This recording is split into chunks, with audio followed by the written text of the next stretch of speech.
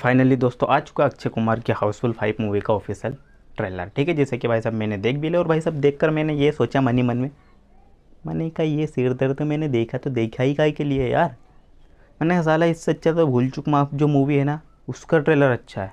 बताऊँ रीज़न से तो भाई साहब वो रीज़न मैं आपको बाद में बताऊंगा, लेकिन भाई साहब हम पूरा ट्रेलर का पहले रिव्यू करने वाले हैं कि भाई साहब कैसा क्या ट्रेलर होने वाला है। अगर वीडियो अच्छा लगे तो वीडियो को एक लाइक कर देना, चैनल को भी सब्सक्राइब कर ले ताकि आपको ऐसे इंटरेस्टिंग वीडियो की नोटिफिकेशन सबसे पहले मिलती रहे। तो चलिए करते हैं वीडियो को जल्दी से स्टार्ट। तो दोस्तों जैसे कि आपको पता है कि भाई साहब आजकल ना मूवी के ऐसे ऐसे ट्रेलर आ रहे हैं कि भाई साहब मूवी के बोले तो स्टोरी के बारे में 1% भी पता नहीं लगने देते कि भाई साहब बोले तो ट्रेलर भी काट दिया और मूवी के बारे में ऑडियंस को भी पता नहीं चला कि भाई साहब स्टोरी में क्या होने वाला है। ठीक है, लेकिन भाई साहब हाउसफुल 5 मूवी का ट्रेलर आया तो भाई साहब ट्रेलर देखकर ही पूरी स्टोरी के बारे में पता चल गया। ठीक है, क्योंकि भाई साहब ट्रेलर में दिखाया है कि भाई साहब एक बोले तो कैरेक्टर है जिसका नाम है रंजीत बोराड़े, ऐसा कुछ नाम है, जिसकी भाई साहब 69 बिलियन पाउंड के डॉलर की बोले तो क्या है कुल संपत्ति है। ठीक है, तो भाई साहब उसका एक बेटा है जिसका नाम है जोली। तो भाई साहब वो क्या करता है कि भाई साहब उसके जो 100वां बर्थडे होता है बोले तो 100 साल जी जाता है। साला बुढ़ा सोच लो आप लोग, आजकल तो 60 साल भी नहीं जीते लेकिन साला 100 साल जी जाता है। तो भाई साहब वो क्या सोचता है कि भाई साहब अब मेरी उम्र वैसे भी हो चली तो क्या करता हूँ सिंपल से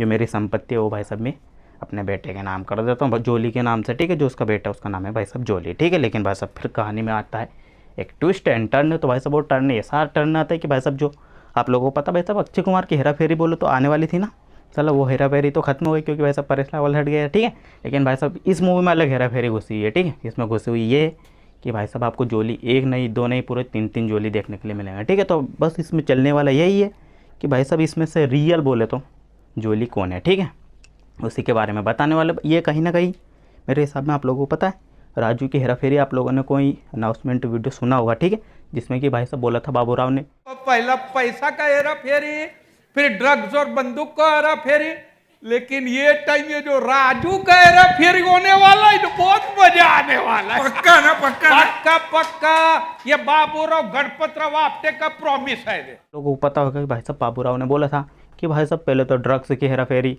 एंड इसके बाद में राजू की हेरा फेरी कि भाई साहब आप लोगों को पता हो कि बाबा कौन राजू है। ठीक है, तो वही मेरे हिसाब में कहीं ना कहीं मेरे तो वो चालक निकले साला वो स्टोरी उन्होंने हटा दिया ना, तो मेरे हिसाब में कहीं ना कहीं हाउसफुल 5 में चिपका डाला। ठीक है, अब सोचो यार भाई साहब वो स्टोरी राजू की थी बोले तो कौन असली राजू है। ठीक है, लेकिन भाई साहब वो स्टोरी अभी इसमें आ गई है हाउसफुल 5 मूवी में। ठीक है, कि भाई साहब ओरिजिनल जोली है कौन। ठीक है, तो उसी के बारे में भाई साहब स्टोरी चलने वाली।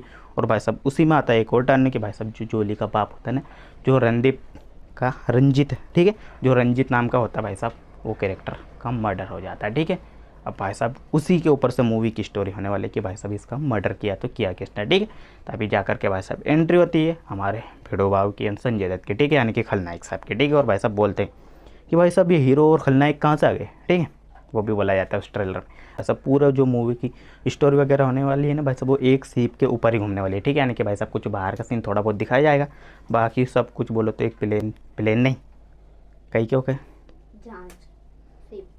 हाँ बोलो तो पूरी जो मूवी की शूटिंग है ना भाई साहब एक सीप के ऊपर हुई है। ठीक है, अब वो रियल में हुई या नहीं हुई वो तो मेरे को पता नहीं, लेकिन भाई साहब उस मूवी की जो स्टोरी में है वो पूरा तो पूरा वहीं पर घुसा पड़ा है। ठीक है, एंड भाई साहब उसमें क्या होता है फिर आपको पता है कि हाउसफुल 4 मूवी में भी भाई साहब उनकी बीवी का पिछला जन्म होता है। भाई साहब इसमें भी क्या होता है कि उनकी बीवी कौन है वही लपड़ा इसमें भी घुसा डाला। ठीक है, मेकर्स ने तो कहीं ना कहीं मेरे हिसाब में मेकर्स ने थोड़ा बहुत उन मूवी की स्टोरी से एंड जिससे हेरा फेरी जो आने वाली थी उसकी स्टोरी से तोड़ मरोड़ के मेरे हिसाब में कहीं ना कहीं हाउसफुल 5 मूवी बनाई होगी। फिर भी देखते भाई साहब कैसा क्या होने वाला है, अब मेरे को तो पता नहीं क्योंकि भाई साहब ये मूवी ना ऐसी है कि भाई साहब इसका बोले तो मेकर से ट्रेलर भी ना डालते ना तो ऑडियंस ज़रूर देखने जाती है। ठीक है, क्योंकि भाई साहब आपको पता है कि भाई साहब मूवी का नाम पहले से चलता है। ठीक है, जो कि वैसे ही हाउसफुल कर देती है, आपको पता ही है सिंपली से, भले उसका ट्रेलर कैसा भी हो कुछ भी हो लेकिन भाई साहब मूवी हाउसफुल जरूर कर देगी। ठीक है, ये तो आपको पता ही है। अगर हम बात करें भाई साहब डायलॉग की तो डायलॉग भी मेरे हिसाब में एकदम ठीक ठाक से लिखे हैं। ठीक है, एक तो भाई साहब बेटे का डायलॉग बोले तो बाप ने बोल दिया, उसकी अलग मूवी का। ठीक है, मैं बात करूँ भाई साहब टाइगर श्रॉफ का। ठीक है,